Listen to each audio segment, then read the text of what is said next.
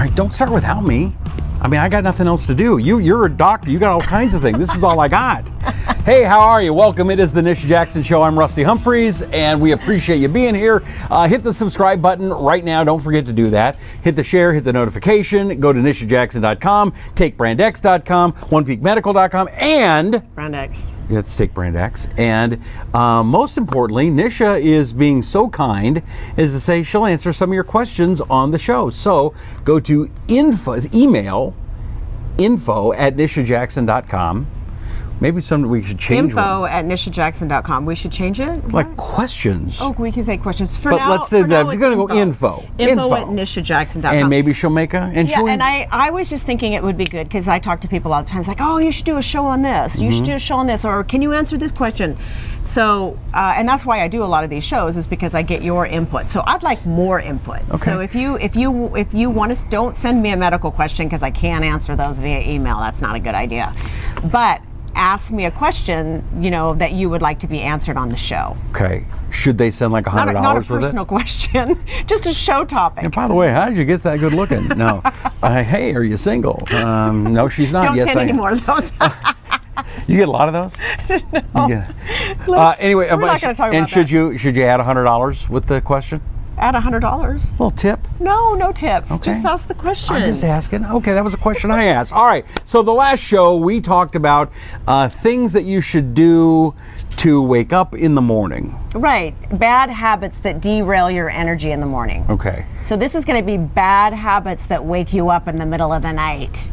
Ooh, okay. Bad habits that wake you up in the middle of the night. Bad habits. And we need to talk about it because they're so common. They're just common sense things. Right. All right. Well, I'm interested because I'm probably on this list many times. And I love doing these shows because all of these things I struggle with. I struggle with all these things. And so I have to keep reminding myself, and when I listen to this show and I do this show and I prepare for this show, it helps me learn how to be healthier myself. Okay, I struggle with all the same stuff. All right, what do you got? First thing. Number one, 20 to 40% today struggle with waking up in the middle of the night.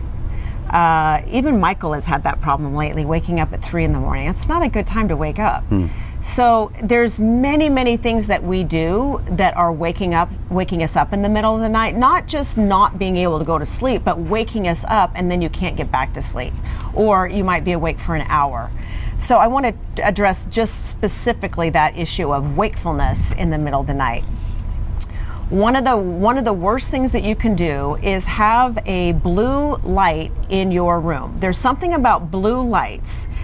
We know that blue lights, any blue light, so it could be, red lights are bad too, but blue lights are the worst. It's like cell phone, isn't it? That's your cell phone, your any iPad. Kind of blue light in the room. Yeah. And sometimes even like the alarm system in your house or the smoke detector, they all have these little lights on them. Don't ask me why. I mean, why can't they figure that out? Like the red light should only come on when the battery's dead, right? Yeah.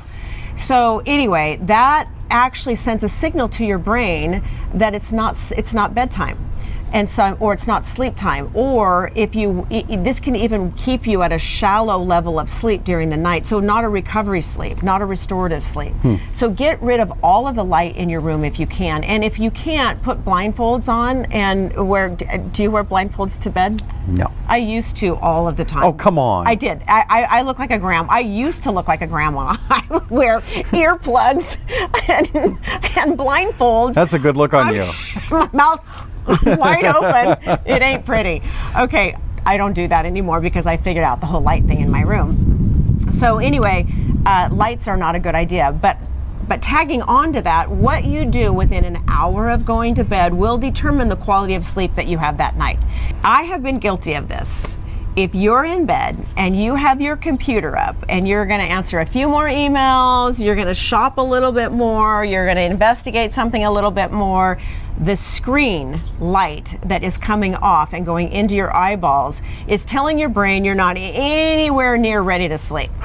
So now you might get to sleep just because you're so physically tired, but it will interrupt your sleep patterns and you could wake up in the middle of the night. So stay away from screens before you go to sleep.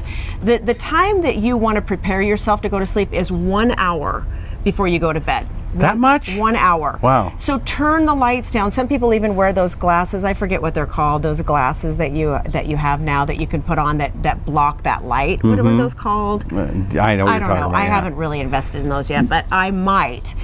The bright light in your house should be dimmed. You should not be exercising at night unless that's the only time that you can exercise, because it's sending up the cortisol. And you want to do things that are telling your brain that it's time to go to bed, just like you did when your kids were younger and you prepared them for bedtime. Maybe take a bath. We have a great lotion at OnePeak Medical that is a go to sleep lotion. It has lavender in it. It's just really wonderful. OnePeakMedical.com. OnePeakMedical.com. You can get the nighttime lotion. It's wonderful. And we have a wake up one also. Oh, nice. Now, you're talking about that notification, to shut yourself down and prepare for that. Do you have an iPhone? Yes. Have you seen they got a new thing now that warns you, like, think 30 minutes before bed, that now it's time to start getting ready, and it starts shutting the phone off? Yes. So that's something that the iPhones are doing now. Yeah. I think that's a good thing. So just be aware of what's happening an hour before going to bed. All right, let's talk about alcohol, because Lord knows we've had a lot of alcohol usage in the last 18 months in the U.S., or in the whole world. Alcohol sales, if you followed them or invested in them all, probably would have been a good investment, because alcohol stores can't keep alcohol in these days. So more people are drinking than ever before. And while alcohol may actually help you go to sleep, because there's people that swear by it, a glass of wine, a shot of whiskey, whatever it might be, a beer helps me get to sleep, and I cannot go to sleep without it. The problem is that, and that actually is probably true, because it does affect positively affect a brain chemical that will help you sleep. The problem is it typically runs out before the morning. Oh. And guess when it runs out? About 3 a.m. So you might get to 4, but that could be the reason why you're waking up. Or you're waking up, even if you didn't wake up at 3 in the morning, you're waking up in the morning and you don't feel rested.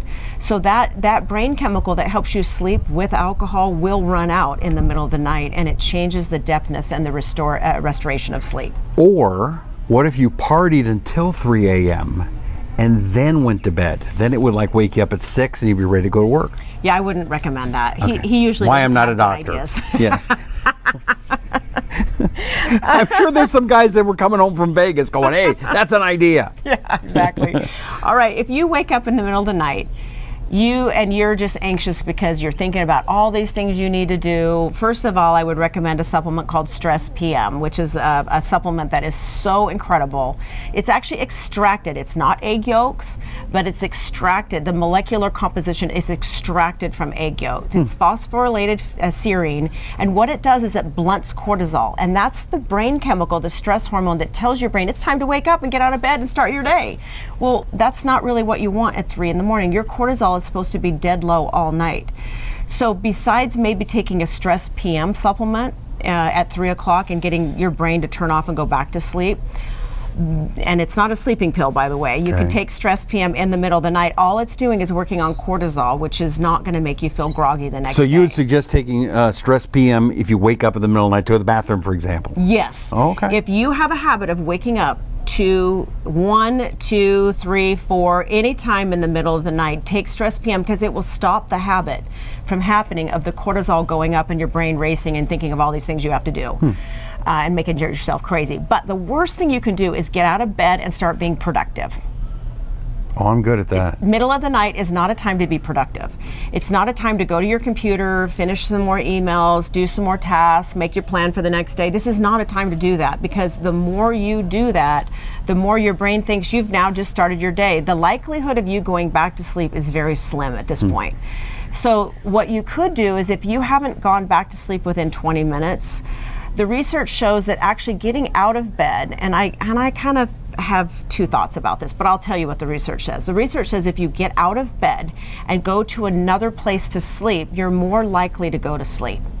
Because your brain knows that you need to be in a different position, in a different room, in a different climate, whatever it might be. So changing rooms might be a good idea. Just try not to make it a habit, because I think that's how people end up sleeping apart from their partners, and that's not really a good thing. So also, getting all of your animals out of the room and keeping it really quiet. That's super important for the quality of sleep, because you know what animals like to do at 3 in the morning? It's kind of their witching hour. So they like to get out of bed or move around or jump off the bed or jump on the bed. It's often the time that animals are moving around, and that wakes us up. So keep the animals out of your room if you can. So you have Briar, he's out of your room? Briar doesn't sleep in my room. He has a little sweet little bed that's underneath the piano, and it's awesome. Okay. And then lastly, I want to say that your room has to be, should be, I should never say has to be. Must. Should be between 60 and 68 degrees.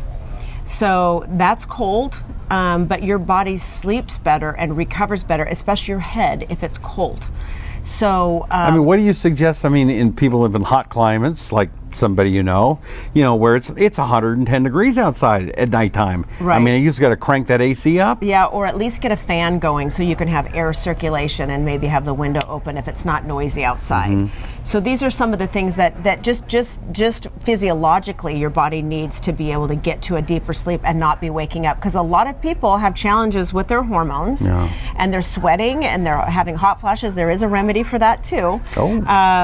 And so, but that's really important for you to think about, is how warm is your room, because it might not feel very warm when you go to sleep, but it might feel warm at 3 in the morning, and that's what's waking you up. So just manage the temperature in your room. All right, that's a good one. Another good show. Is that it? Oh, well, I've got one more. Okay. And it has to do with emotional stuff, because I think a lot of times people are not sleeping, or they're waking up in the mind waking up in the middle of the night because they're thinking about things they have no control over. You know, and I've experienced that even recently. And when you go to sleep at night, it's really important to just take 5 minutes to just clear your brain. You know, do some deep breathing. We learned that at Rhythmia, the importance of breathing in and out of your mouth, rapid movements, like 50 breaths rapidly. Clear your brain. Acknowledge some of the stuff you're struggling with emotionally, and then say, you know what, I'm going to put it aside and let my body and brain recover for the next 8 hours. I'm going to recover for the next 8 hours so that I can be better the next day. So just think about how you can do that. There's some wonderful meditation apps, sleep apps that have meditations that are just music, but they're the right kind of decibel of music that help you get into a better rhythm of sleep. Think about investing in those $2.99 a month deals, apps that really do make a difference if you can't unwind yourself.